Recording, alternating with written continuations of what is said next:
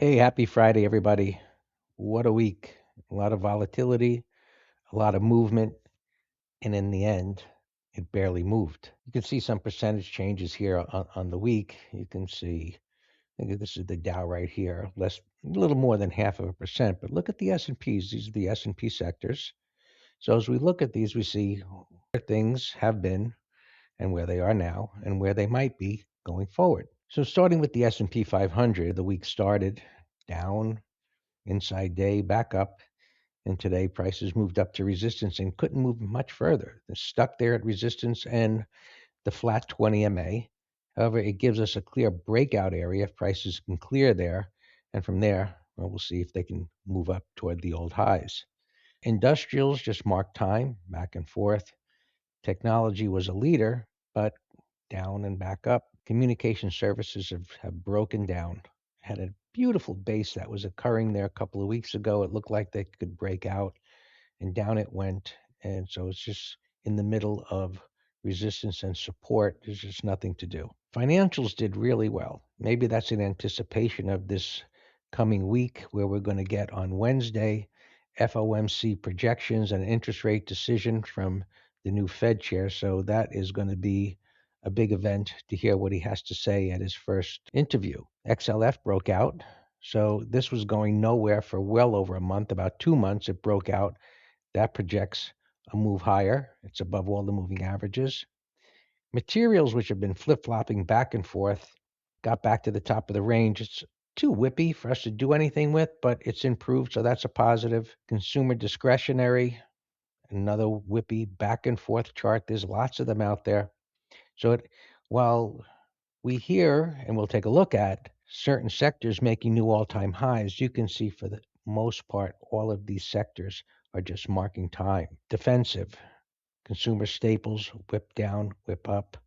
Healthcare continues to improve. This is what we call a rectangular base, overlapping bars. It's not tight. It's what we refer to as a loose one, but we've got wide range bars, a red bar ignored. It's above the moving averages. So clearly money is rotating into this sector. Again, interest rate influenced and financials, real estate, defensive sector, moving up, looks higher, but utilities are not moving at all. So let's take a look at a few others here. Let me move this down. So here's all the S&P sectors, and you can see changes on the week. The best performer was materials.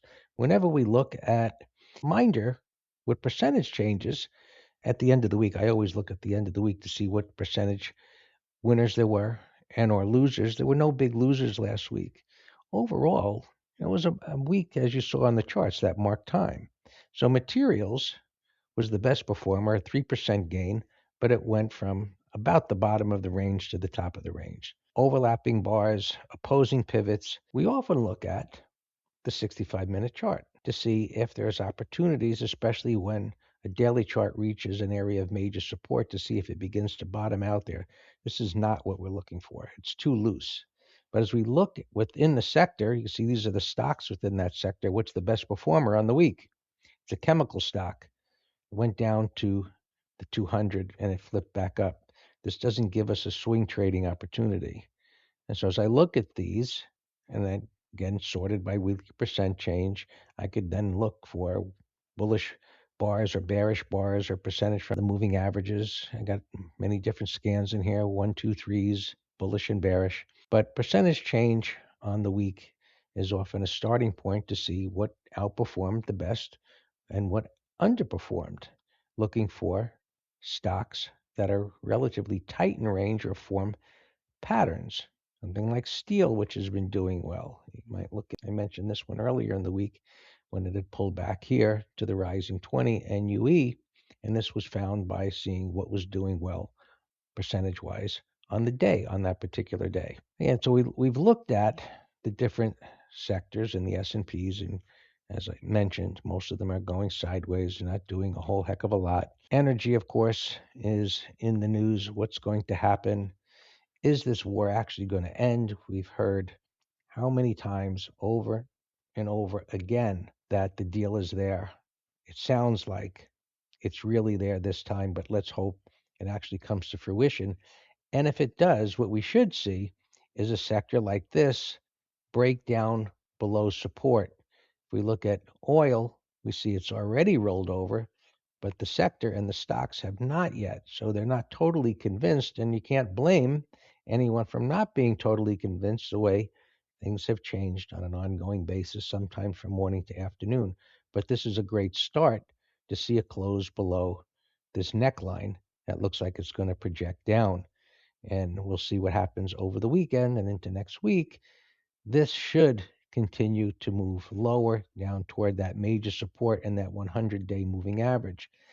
And if it's doing that, what we should see, in addition, is these interest rates begin to break down below this support. 2 weeks ago, we were talking about this buy setup in this area. It did poke up, and then the indecision set in. Down it went yesterday on the news of the deal, and it just marked time today. Traders are just saying, show me the document that it's actually happening. And if it does, we should see these interest rates at least stabilize, come down a little bit. Financials continue to do well. And of course, the broader markets like the S&P 500 clear this area. So here's our 65-minute chart. And we see the trading range that is formed. It retested here where we know there's buyers. It's up at the top of the range. And it went sideways basically all day today. Everybody was focused on SpaceX, which we'll take a look at. But so far, this is bullish price action. So on a certain level, traders are hopeful, more so than in the past, that yes, let's continue to buy in this resistance area in anticipation of the deal.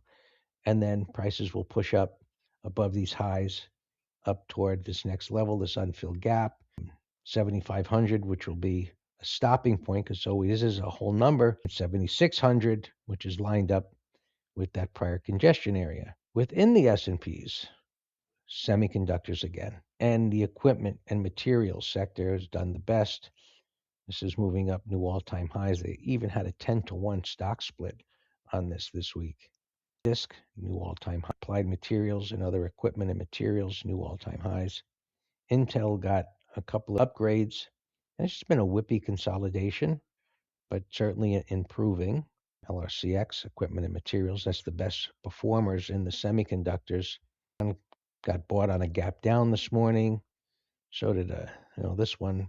Just overall a trading range. No idea why this is in the semiconductors versus the capital markets. So it's in the S&Ps, not semiconductors. No, it's improving. You got a little rounding bottom there. We don't buy at resistance, and this is below the 200, but you can see how the moving averages are coming together there.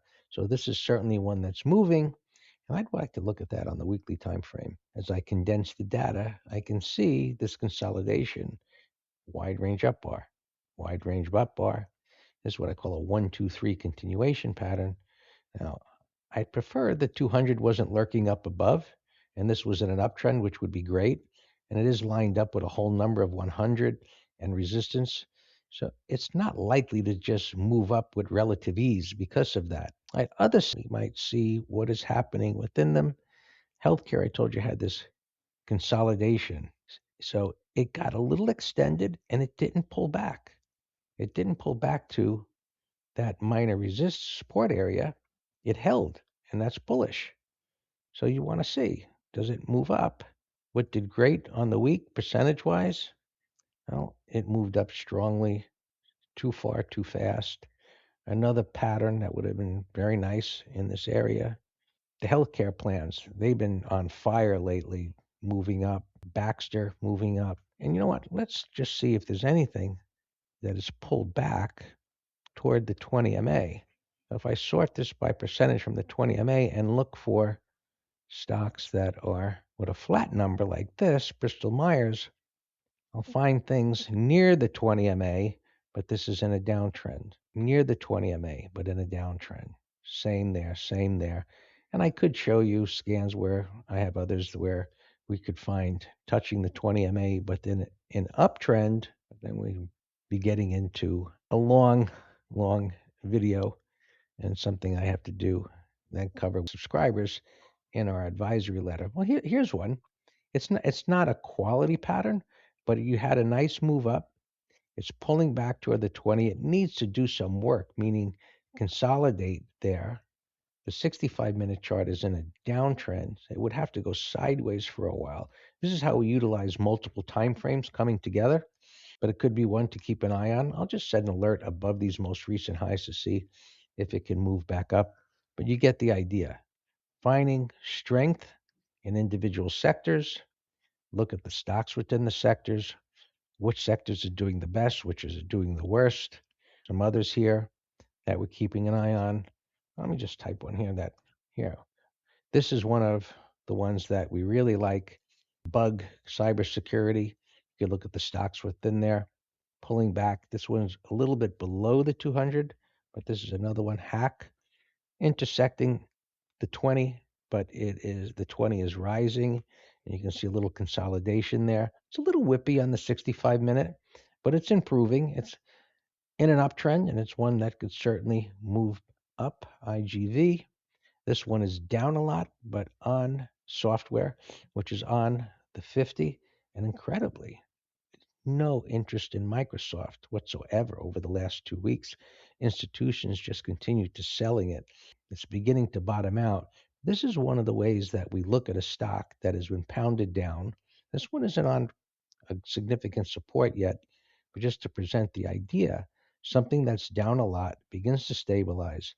We look at the 65-minute, it begins to go sideways, and it provides a short term opportunity for active traders. Something like this that I did the video on, it's a better example, was on the 200, rattling around. The 65-minute is going sideways, and you get an igniting bar. So this week, big interest rate. If there's going to be any decision, everyone's speculating there'll be no decision, but there'll be opinions based on the new Fed chair, what he has to say. That's at 2 o'clock on Wednesday, the decision, and then they usually speaks. The conference is at 2:30. So we'll be watching what happens there. SpaceX, SPCX. So that's one day. It opened up here. It rallied all the way back up here to 176, came back down into the middle of the range. And if we look at it on a 5-minute chart, you can see how it moved up and just kind of gravitated down. It looked like it was going to fall back to earth, so to speak, later in the day, and then it just began to stabilize. This is certainly one that everybody will be watching in the coming weeks to see how it holds up or what it's going to do. As always, if you have questions, email us at Master Trader. Happy to respond, and we'll see what's happening next week.